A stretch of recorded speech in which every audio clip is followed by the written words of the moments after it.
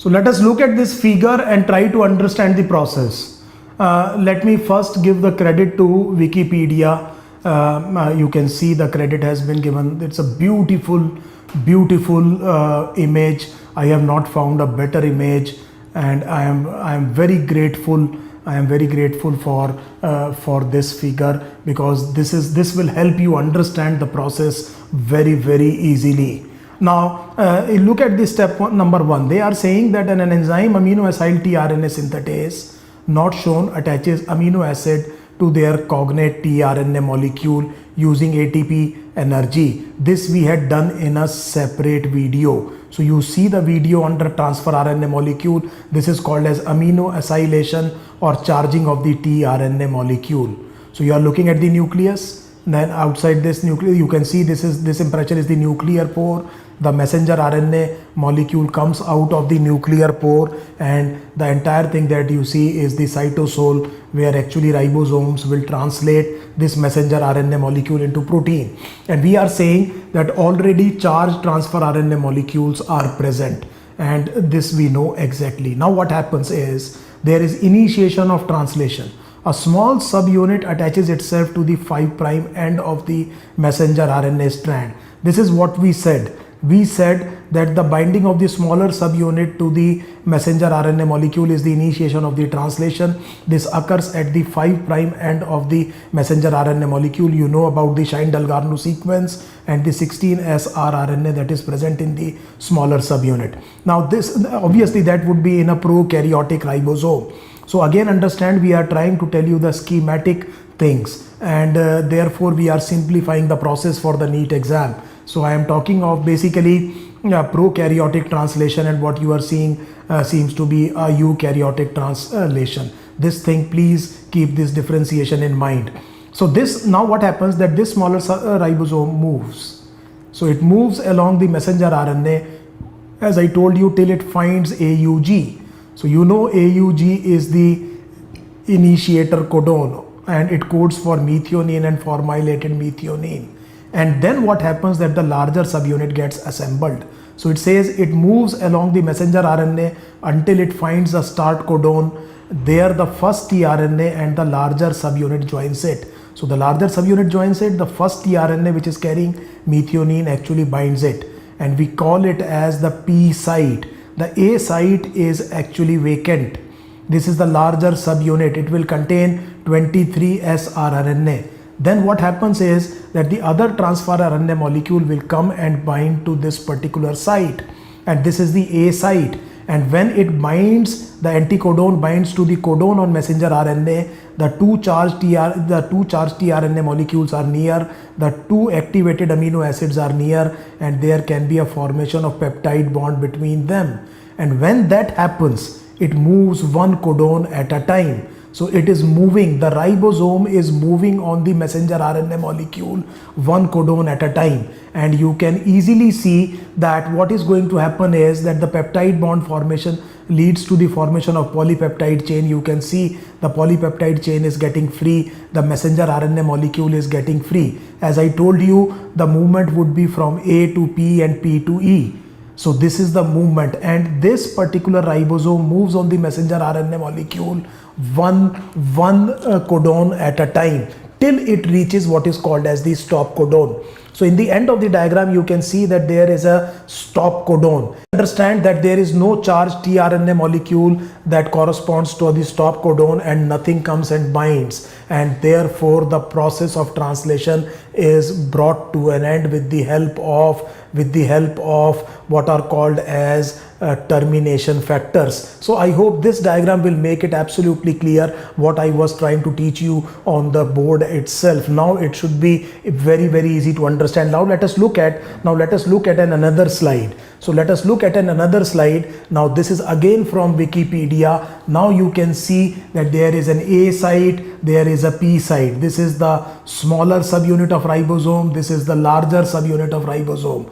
This is the peptide bond that is being formed, and these are the amino acids that are being joined to form a polypeptide chain. This is the transfer RNA molecule, that is charged transfer RNA molecule. It is carrying the amino acid. So I hope look at the pictures very clearly, and then again watch the video again, and then you will be able to understand how exactly translation takes place. So after understanding the process of translation, let us look at some other aspects about translation. So I hope you have understood with those two figures the process of translation.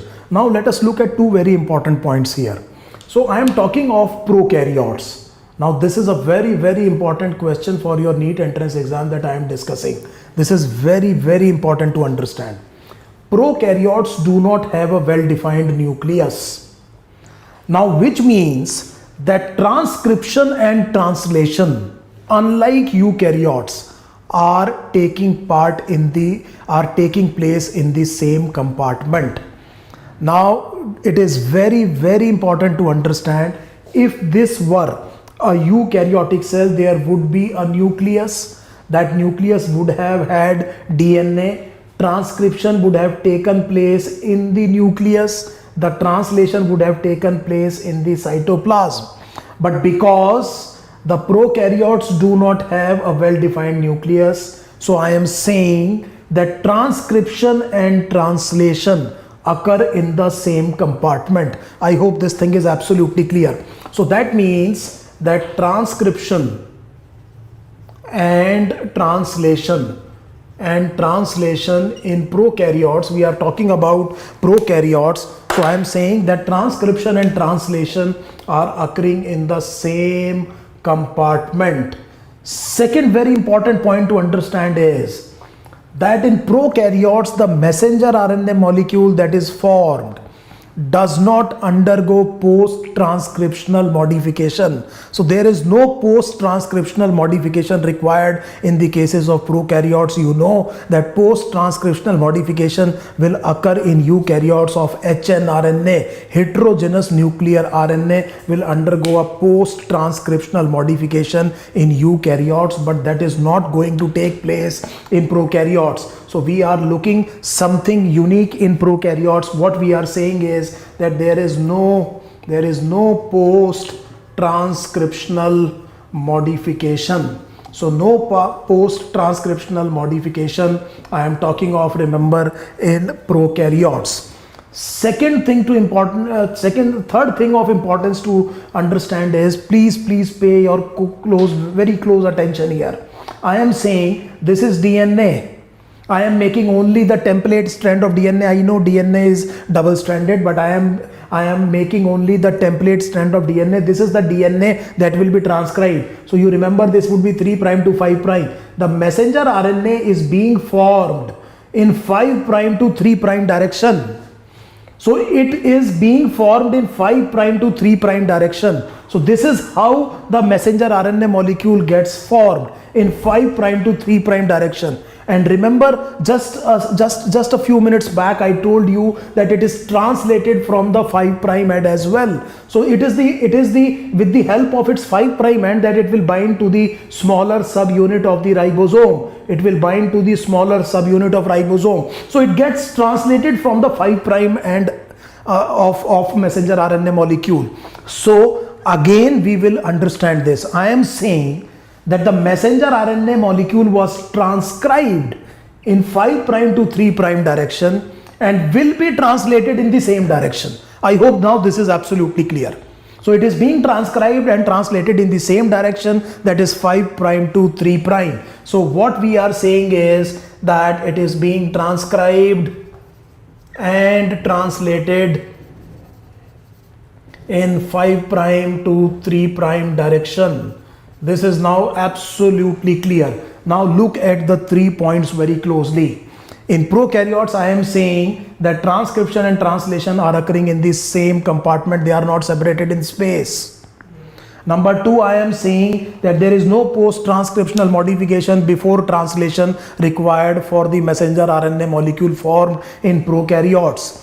Third, I am saying that the process of transcription and translation occur in the same direction, which is 5' to 3'. So what happens is that this is the messenger RNA molecule, let us say, which is being formed. So this is being formed in 5 prime to 3 prime direction. Let us take a different color for this. So we are saying that this is the molecule that is being formed. So even before the transcription is complete, I can actually start translating the messenger RNA molecule, because I will be translating this messenger RNA molecule from its 5 prime end. What I am trying to say is that this end will get free.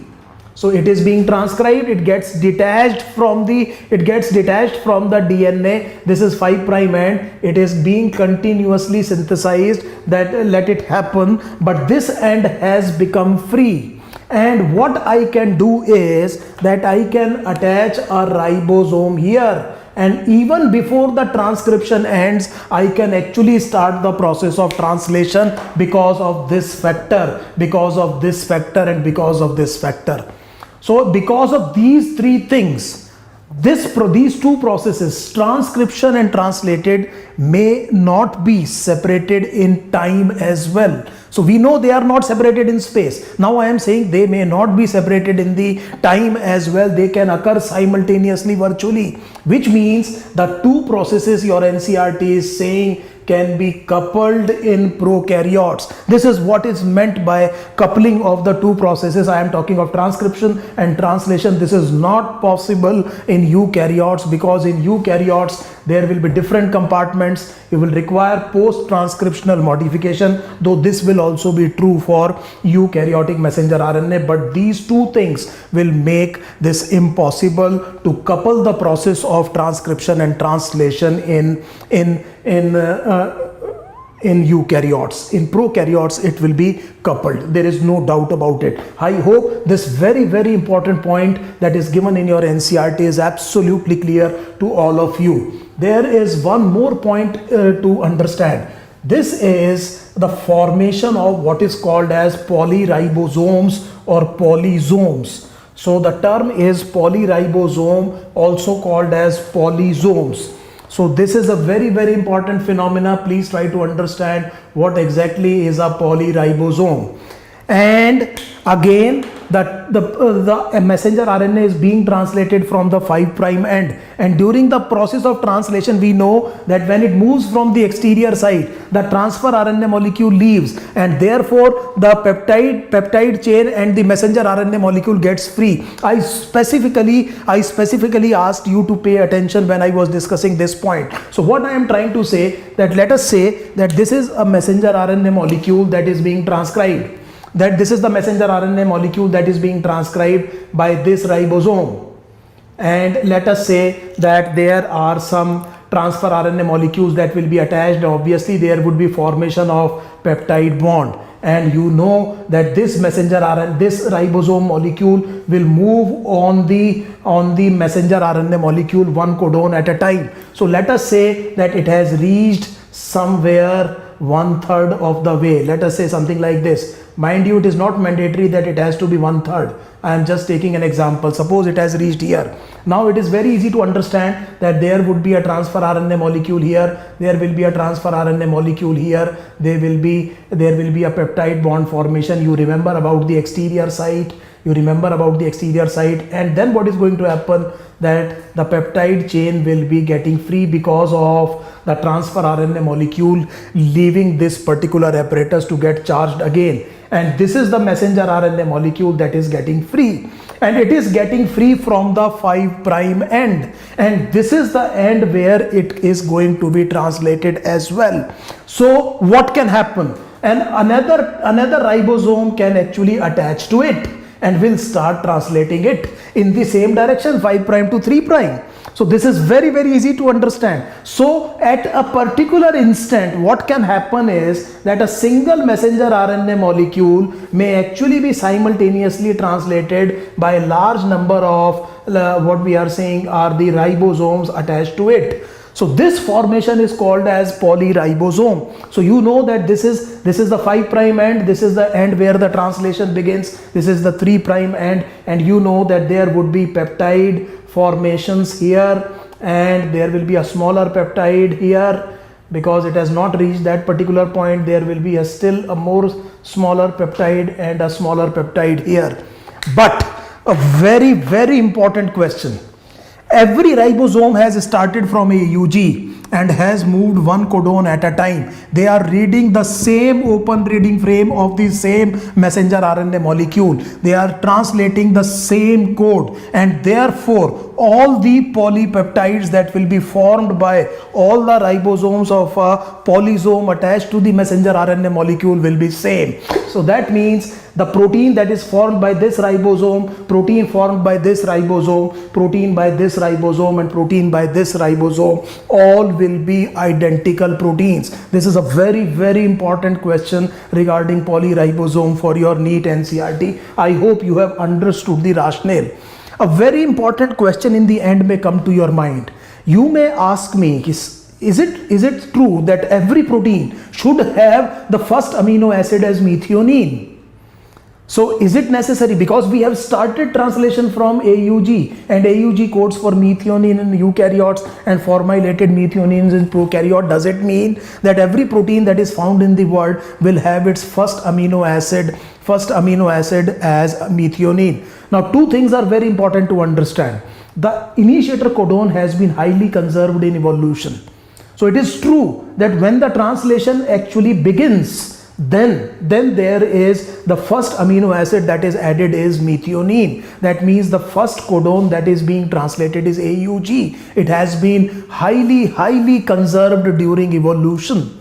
So this is true that when the protein is formed by the ribosome, the first amino acid will be methionine, and till the end there you know that it should happen till the stop codon from the initiator codon. But it is not necessary that every protein will always contain forever the first amino acid methionine. There is an enzyme which is called as MAP. Now this enzyme will remove methionine in most of the protein post translation.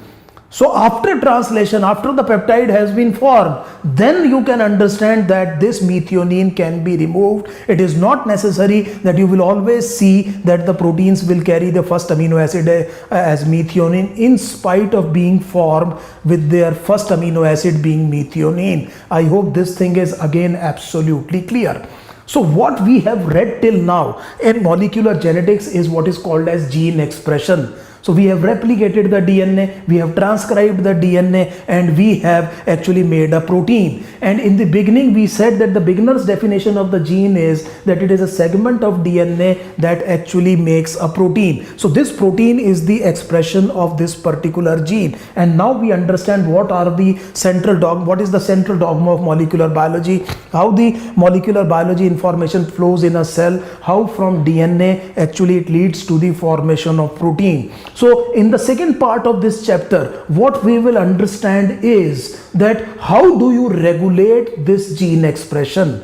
So till now we have read, so in the first part of the chapter actually there would be three parts. In the first part of the chapter we studied DNA, we studied whether DNA or RNA is the genetic material. We did some series of experiments, we did the packaging of DNA, so we understood the molecular basis of DNA molecule itself. And then there was gene expression, DNA replication, transcription and translation. Now we will understand in the third part of this chapter, we will understand how the process of gene expression is regulated in eukaryotes and prokaryotes.